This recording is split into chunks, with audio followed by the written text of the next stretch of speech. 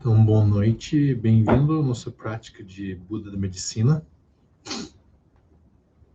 2 ou 3 semanas atrás, nós falamos de como a prática de Buda de Medicina pode proporcionar cura através os 8 consciências. Então, nós contemplamos que quais são as 8 consciências no budismo? Tem os 5 sentidos, que é reconhecido no Ocidente, por exemplo, o sentido de olfato, ou de audição, de tátil, sabor. Então, esses 5 consciências estão incluídos, mas no budismo acrescentamos uma sexta sentido, que é a mente que percebe os 5 sentidos. Então, uma consciência tem que ter um objeto do consciência. Então, o objeto do consciência da mente são os 5 sentidos. O objeto, por exemplo, da consciência de olfato é aroma. O objeto do sentido de sabor, o paladar, é o sabor. Então, o objeto da mente são os outros 5 sentidos, que é o mente que está percebendo e processando a informação dos 5 sentidos. Daí, além desses 6 sentidos, ou 6 consciências, tem o 7º consciência, que ele chama a consciência de ignorância, ou a consciência confusa, de não perceber as coisas como as coisas são. Às vezes é chamado a consciência emocional também. É o 7º consciência. E a 8ª consciência é a consciência da base, ou como é chamado em sânscrito, a consciência da alaya. E essa consciência, nós podemos entender de forma grosseira como a nossa subconsciência. E nesse subconsciência existem ou encontramos todas as impressões kármicas que determinam nossos hábitos, tanto positivo quanto negativo. Nossas karmas, nossas tendências, hábitos permanecem nessa alaya, que é a base de nosso ser. E a partir dessa 8ª consciência, nós vamos refletir um pouco hoje à noite sobre como funciona a prática de visualização nas práticas budistas, nas meditações budistas, tanto a autovisualização quanto a visualização na frente, para transformar nossos hábitos negativos e incrementar nossos hábitos positivos e gradativamente chegando à liberdade ou à iluminação. A 8ª consciência é a base de tudo. Assim chamado porque é o terreno onde germinam os hábitos, tanto os bons quanto os ruins. Nós experienciamos as coisas de modo em que fazemos por causa dos hábitos que acumulamos. Quando acumulamos bons hábitos, temos experiências positivas. E quando acumulamos maus hábitos, temos experiências negativas. A razão fundamental de nosso mergulho no sofrimento de samsara é a acumulação de maus hábitos, alguns mais nocivos que outros. O processo de sairmos do samsara consiste em gradualmente enfraquecer os maus hábitos e fortalecer os bons hábitos. Por exemplo, quando começamos a praticar, nós temos realmente confiança de que somos o Buda da Medicina. Temos o forte hábito negativo de nos ver como quem quer que achamos que somos. Mas se cultivamos a técnica e atitude de nos vermos como tendo o corpo, a palavra, a mente, as qualidades e também as bênçãos do Buda da medicina, então essas qualidades naturais em nós aumentarão.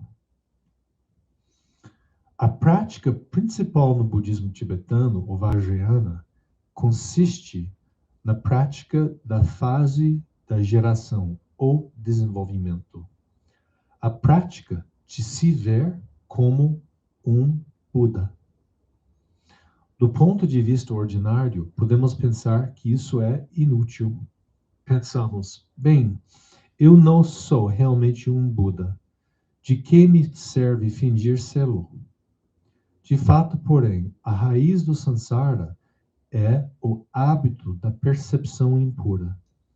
Ao nos vermos como um Buda, aos poucos purificamos, enfraquecemos e removemos esse hábito e o trocamos pelo hábito de percepção pura. É por esse motivo que se considera tão importante a meditação de si mesmo como um Buda. Existem 3 abordagens no budismo.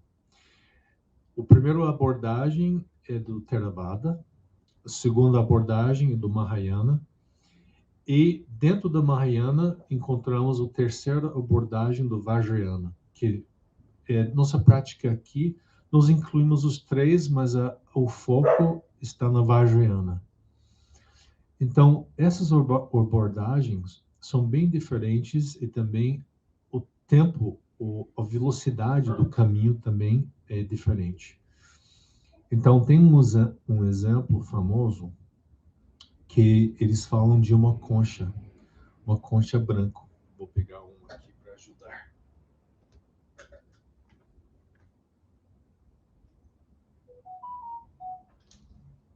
Concha branca.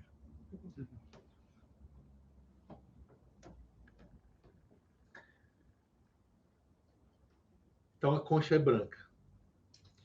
Devido ao fato que nós estamos confusos e presos em samsara, vamos supor que nós não vemos a concha como branco, mas nós vemos a concha como amarelo. Fica um pouco amarelado assim. Passa para mim. Manchado.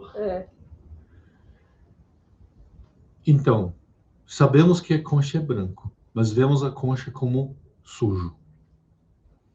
Eles usam o exemplo amarelo porque eles usam o exemplo de icterícia, problema dos olhos. Então, nós sabemos que temos um problema com nossa percepção. Na abordagem da Theravada, eles pensam da seguinte forma: a concha é branca, tudo é puro, tudo é a terra pura de Buda. Nós somos Budas. Mas, devido a algum problema de nossas vistas, nós não vemos a concha como branco. Então, nós temos que fazer muitas práticas, austeridades, votos, renúncios, exercícios, jejuns, etc., para corrigir nossas vistas.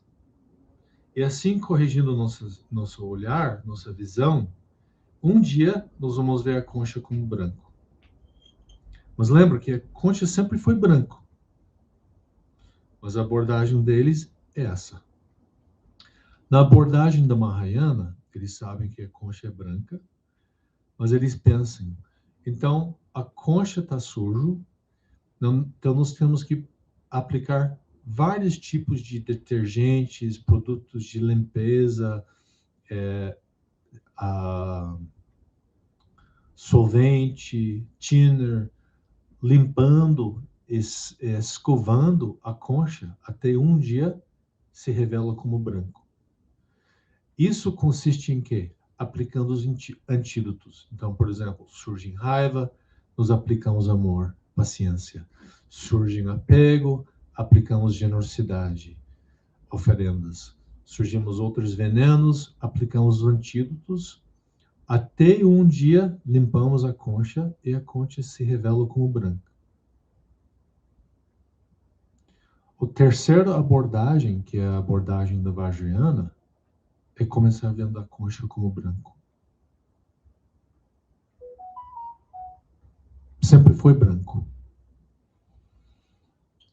Nós não percebemos como branco, mas sempre foi branco. Nós autovisualizando como Budas, visualizando outros como Budas, visualizando o mundo como terra pura, é a abordagem. Nós tomamos o resultado como o caminho. Mas isso implica algumas complicações, porque nós não vemos a concha como branco. Nós não nos vemos como Budas. Nós não vemos os outros como Budas. Nós não vemos aqui como terra pura. Então, a abordagem da Vajrayana, eles falam, exige pessoas mais evoluídas, exigem um pouco de fé, porque você tem que ter convicção que a concha é branco, que nós temos a natureza de Buda, que é possível, que tudo tem a natureza búdica.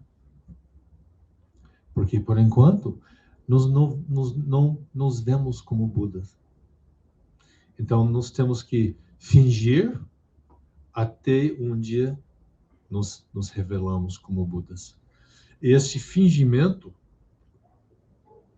é a prática de autovisualização. E, na verdade, nós não estamos fingindo.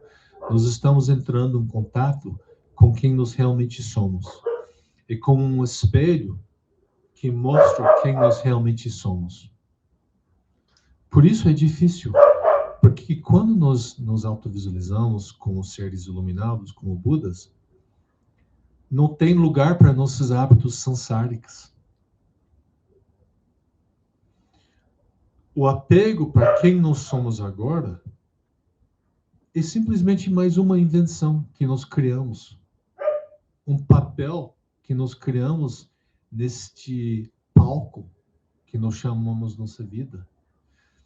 E nós estamos sempre mudando. Nós não somos o mesmo, nós não estamos interpretando o mesmo papel de quando nós éramos crianças, de quando nós éramos com 20 anos, quando nós tínhamos 30 anos, também quando nós vamos ter 50, 70, 80. O papel que nós estamos interpretando está sempre mudando. Isso nós chamamos nossa identidade ordinária.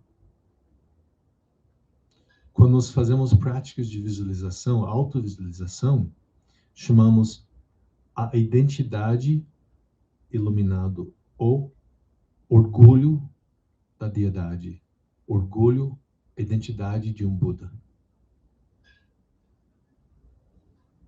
Na prática de Buda Medicina, nós começamos a entrar em contato com essa essência dentro de nós, nos autovisualizando como um Buda. E autovisualizando como um Buda, é muito importante que a forma de Buda que nós estamos autovisualizando não é sólido. É uma forma de luz. Porque os Budas, embora eles podem aparecer com corpos físicos, eles têm corpos de luz. E todas as emoções e pensamentos de um Buda também não têm solidez. E também as palavras não têm solidez. Tudo é uma expressão iluminada muito sutil, que nós chamamos a vacuidade. Então, quando nós entramos em contato com essa natureza iluminada, búdica, durante a prática de Buda Medicina, nós estamos curando, purificando os hábitos que nos mantêm presos aqui, em que nós chamamos samsara, existência cíclica, que é causado por nossa ignorância, nossa confusão. Quantos de vocês conhecem pessoas que são seus próprios maiores inimigos? Estão sempre auto-sabotando. Eu tenho um amigo com quem eu conversei esses dias, que está desabrigado, desempregado, passando muitas dificuldades. Daí ele falou para mim: eu recebi uma proposta para trabalhar, mas eu não aceitei. Então eu pensei, ele tem uma saída do sofrimento dele, mas ele não consegue tomar aquele passo. Alguma coisa está deixando ele preso. Ele está reclamando muito da vida dele, as dificuldades dele, mas quando parece uma saída, ele não tem o karma, não tem a discernimento de tomar aquilo. Então, de certa forma, todos nós estamos presos em nosso sofrimento pelo mesmo motivo. Nós temos um certo apego ao nosso sofrimento. Às vezes, um sofrimento conhecido é mais confortável do que uma liberdade não conhecida. É isso que nos mantém preso em nossos hábitos negativos e preso em que nós chamamos samsara. E quando nós praticamos a autovisualização junto com a mantra, estamos quebrando esses correntes.